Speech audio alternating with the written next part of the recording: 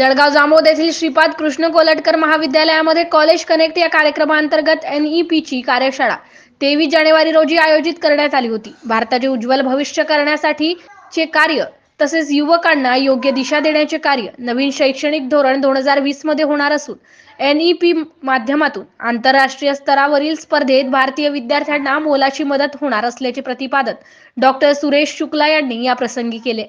College connect या कार्यक्रमामध्ये तज्ञ मार्गदर्शक म्हणून ते बोलत होते। या कार्यक्रमासाठी जळगाव जामोद तालुक्यातील विविध कनिष्ठ महाविद्यालयाच्या विद्यार्थ्यांनी उत्स्फूर्त सहभाग नोंदविला।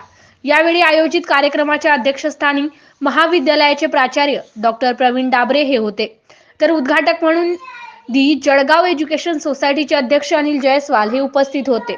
मुख्य अतिथी म्हणून अनुप पुराणिक सचिव जळगाव एज्युकेशन सोसायटी जळगाव यांच्यासह महाविद्यालयाचे प्राचार्य, शिक्षक व विद्यार्थी प्रामुख्याने उपस्थित होते। MCN न्यूज मराठी करिता संजय दांडगे, जळगाव।